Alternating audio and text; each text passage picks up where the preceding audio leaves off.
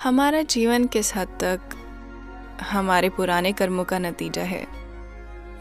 जिस नाइंसाफ़ी और अन्याय का हमें अपनी ज़िंदगी में सामना करना पड़ता है, क्या वो हमारे पुराने कर्मों का नतीजा है? अगर हाँ, तो क्या हम इन अन्यायों को स्वीकार करें और ये सोचकर खुद को दिलासा दें कि चलो ठीक है, कर्म कट रहे हैं भले ही ऐसा लगे कि इससे हमारे जीवन को बहुत ज़्यादा नुकसान हो रहा है।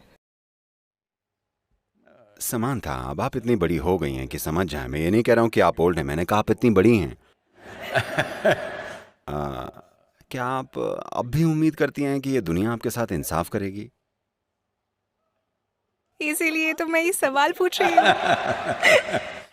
ऐसा क्या इसलिए मैं है इसका दोष अपने पुराने कर्मों को दे सकती क्योंकि हूँ?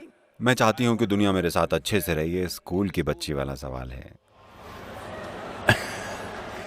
अब तक आपको ये समझ जाना चाहिए कि दुनिया इंसाफ नहीं करती है, ये आपके साथ इंसाफ नहीं करेगी। लेकिन अगर आप अपने अंदर गहराई में झांकें और जीवन का स्वाद चख लें, अपने विचार और भावनाओं का स्वाद नहीं, उस जीवन का स्वाद जो आप हैं, तब आप देखेंगी कि ये जीवन सिर्फ इंसाफ करने वाला नहीं बल्कि ये शानदार है। तो आपको इंसाफ करने वाला जीवन चाहिए या शानदार जीवन? आपको ये फैसला करना होगा। मैंने ये देखा है कि मटेरियल ईगो से भी ज़्यादा आजकल अचानक ये बहुत ये ईगो वाला कौन है? आपका दोस्त है क्या? ये मेरे चारों तरफ है और मेरी इंडस्ट्री में तो इसका भरमार लगा पड़ा है। तो मैंने देखा है कि आजकल मटेरियल ईगो के अलावा स्पिरिचुअल ईगो भी फैला हुआ है। मैं ऐसे लोगों से मिली हूँ जो आध्यात्मिक मार्ग पर है। आप नहीं सद्गुरु। जो खुद को आध्यात्मिक मार्ग पर न चलने वाले लोगों से ऊंचा मानते हैं। आप ऐसे लोगों को क्या सलाह देंगे ताकि वो इस नई स्पिरिचुअल ईगो का शिकार ना बन जाएं? हम लोग पहले इस ईगो नाम के आदमी को समझते हैं, ठीक है? अगर आप मुझे दिखा दें कि ये कहाँ है तो मैं इसे अभी ठीक कर दूंगा। काश मुझे पता होता ये कहाँ है, ये एकदम से आ जाता है। तो आपको नहीं पता कि ये कहाँ है। बात बस इतनी सी है, देखिए कुछ विशेष पलों में एक इंसान के रूप में, एक महिला के रूप में आप एक सुंदर इंसान होती हैं। मेरा मतलब है एक बहुत बढ़िया इंसान। माफ कीजिएगा, मैं ये नहीं कह रहा हूं कि आप बस कभी कभी सुंदर दिखती हैं। आप हमेशा सुंदर दिखती हैं, पर कभी कभी आप बहुत बढ़िया होती हैं, ठीक है? कुछ विशेष पलों में शायद आप बुरी होती हैं, हो सकता है। तो जब भी आप बुरी होती हैं आप कहती हैं ये मेरी ईगो है। आप ये क्यों नहीं कहती ये मैं हूं? मैं कभी कभी बहुत बढ़िया होती हूं, कभी कभी बुरी होती हूं। अगर आप इस पर गौर करें तो बुराइयां खुद ब खुद कम हो जाएंगी। लेकिन अगर आप कहें कि जब भी आप बुरी होती हैं ये मिस्टर ईगो ऐसा करता है, और आपको पता भी नहीं है कि वो कहाँ है, ना आपके पास उसका पता है, नहीं आपके पास उसका फोन नंबर है, तो इस बंदे को कैसे ठीक किया जाए? तो यही सबके जीवन में चल रहा है। Because this is spiritual jargon without being spiritual. क्योंकि ये है आध्यात्मिक हुए बिना अनाप शनाप आध्यात्मिक बकवास। ये हर जगह मौजूद है, खासकर भारत में, क्योंकि हमारे पास क्या है पता है ना, 15,000 सालों का आध्यात्मिक इतिहास। इसलिए हमको सारे शब्द आते हैं, हमें पता है आत्मा क्या है, परमात्मा क्या है, फलाना ढिमका, अहंकार, हम सब कुछ जानते हैं, पर सिर्फ शब्द सिर्फ शब्द नोटेड। तो हम लोग यूं ही बस शब्दों को उछाल कर पश्चिम वालों को थोड़ा बहुत कंफ्यूज तो कर ही सकते हैं। क्योंकि अगर आप इधर आए तो मुक्ति, शक्ति, ये वाला वो क्या क्या नहीं कह देंगे। मैं ऐसे बहुत सारे लोगों को जानता हूं जिन्होंने जाकर पश्चिम में आध्यात्मिक केंद्र स्थापित कर दिए हैं, खासकर अमेरिका में, क्योंकि उनको बस एक मंत्र आता है, बस एक मंत्र, असतोमा सद्गमय, इसी से वो पूरा केंद्र चला रहे हैं। तो दुर्भाग्य से आध्यात्मिकता कुछ मायनों में वहां पहुंच गई है। आध्यात्म वहां इसलिए पहुंच गया है क्योंकि समाज में इसकी जरूरत है और स्रोत उतने हैं नहीं। इसके चलते लोग यहां वहां ऐसी चीजें बना रहे हैं। ऐसा हुआ कुछ साल पहले, 15-16 साल पहले की बात है, और तब मैं अमेरिका में था।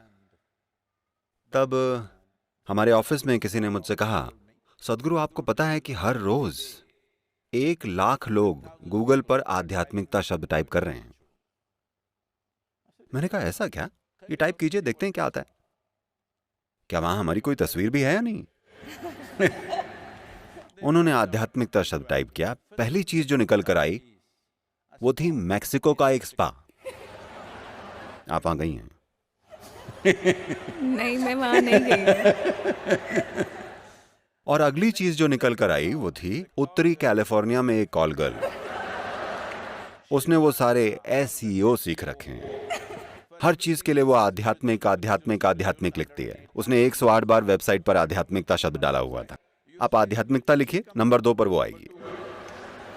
मुझे लगा ये शर्मनाक बात है। हजारों सालों से कोई भी आध्यात्मिकता की बात हो तो लोगों ने पूर्व की ओर देखा है। पूर्व यानी भारत, इसका यही मतलब था। तो मैंने कहा हमें कुछ शुरू करना चाहिए, कोई आध्यात्मिक गेटवे। यानी अगर लोग कहें उनको आध्यात्मिकता खोजनी है तो उनको भारत की ओर देखना होगा, क्योंकि ये एक ऐसी संस्कृति है जिसने इस पर सबसे ज्यादा समय लगाया है।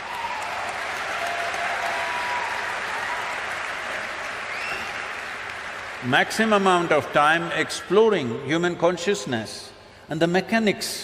मानव चेतना और इंसानी मशीन के मैकेनिक्स की खोज में सबसे ज्यादा समय लगाया है कि ये सतह पर और आंतरिक स्तर पर कैसे काम करता है, ये काम कैसे करता है, हम इसके लिए क्या कर सकते हैं। इस सब की खोजबीन की गई है। ये मैं इसलिए नहीं कह रहा हूँ क्योंकि मैं भारत से हूँ। दुनिया को करीब से देखने के बाद ये कह रहा हूँ कि आध्यात्म को कहीं और Has it been looked at like this?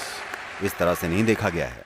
तो मैंने कहा कि हमें एक आध्यात्मिक गेटवे बनाना चाहिए। भारत यानी एक आध्यात्मिक द्वार। मुझे आपको बताना चाहिए, लगभग 15 साल पहले तक मैं भारत में किसी भी गुरु से नहीं मिला था। मैं बस यूं ही नहीं मिला, मैं बस अपना काम करने में बिजी था। मैंने कभी नहीं सोचा कि मुझे जाकर किसी से मिलना पड़ेगा। मैं कभी किसी दूसरे आश्रम में भी नहीं गया। और फिर मैंने सोचा ठीक है, मैं एक कोशिश करता हूं। फिर मैंने कुछ फोन कॉल किए, उन सब ने मेरा फोन अच्छे से रिसीव किया और फिर मैं कुछ लोगों के पास जाने लगा और जुड़ने लगा। 125 गुरुओं के साथ हमारी एक मीटिंग हुई।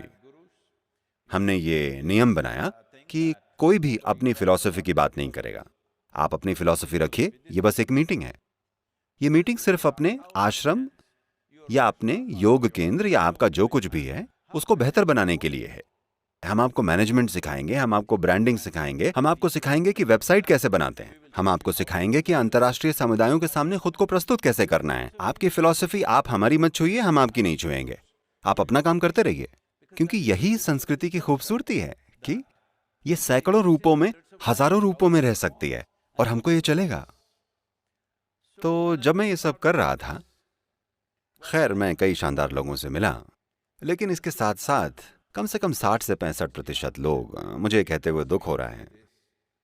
मैंने पाया कि अगर मैं हवाई अड्डे या गोल्फ कोर्स में जाऊं तो मुझे बेहतर लोग मिलते हैं इन तथाकथित आध्यात्मिक केंद्रों की तुलना में, क्योंकि ये अनाप शनाप चीजों से भरे हैं। No heart, no depth, no profoundness. कोई दिल नहीं है, न कोई गहराई है, न गहनता है। बस एक एक मंत्र है, एक एक बकवास है, एक फिलॉसफी है जो उन्होंने कहीं से पढ़ ली है। ये ऐसे ही चल रहा है, इसे बदलने की जरूरत है। तो लोगों में ये गहराई लाने के लिए जैसे जैसे लोग मेरे करीब आते जाते हैं, मैं उनके साथ ज्यादा से ज्यादा कठोर होता चला जाता। जो मेरे बहुत करीब हैं उनके लिए मैं बेहद निर्दयी हूँ। Yes.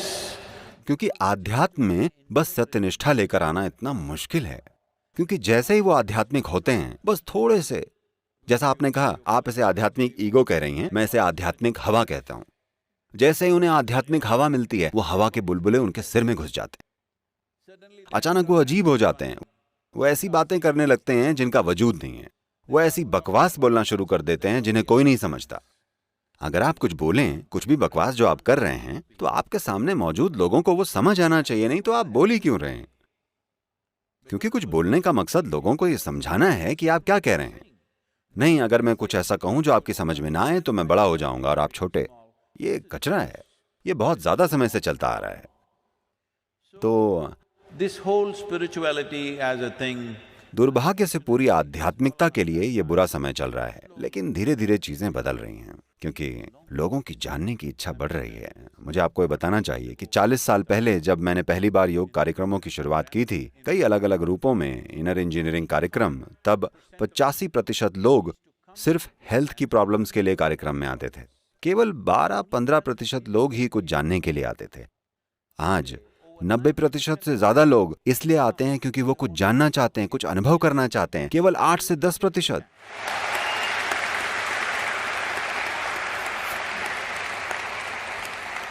केवल 8 से 10% ही सेहत से जुड़े इश्यूज के लिए आ रहे हैं, जो कि इंसानी चेतना में एक बहुत महत्वपूर्ण बदलाव है। अब अगर इस ईगो वाली बात की बात करें तो ये एक चीज है जिसे हमें ठीक कर लेना चाहिए। देखिए, आपके अंदर सिर्फ एक इंसान है या दो? मुझे लगता है एक। आपको लगता है एक? मैं एक ही कहूंगी। एक। इसका मतलब है आप एक इंडिविजुअल हैं। इंडिविजुअल शब्द इंडिविजिबल से आया है, यानी जिसके और टुकड़े नहीं किए जा सकते। ये अच्छा है कि आप एक व्यक्ति हैं, कि आप इंडिविजुअल हैं।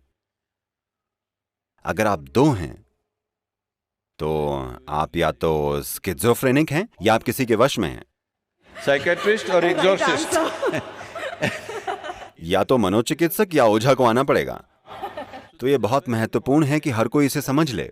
आप आत्मा, परमात्मा, अहंकार, ये वो चीजों के बारे में मत बात कीजिए। आप इंडिविजुअल हैं, एक व्यक्ति हैं।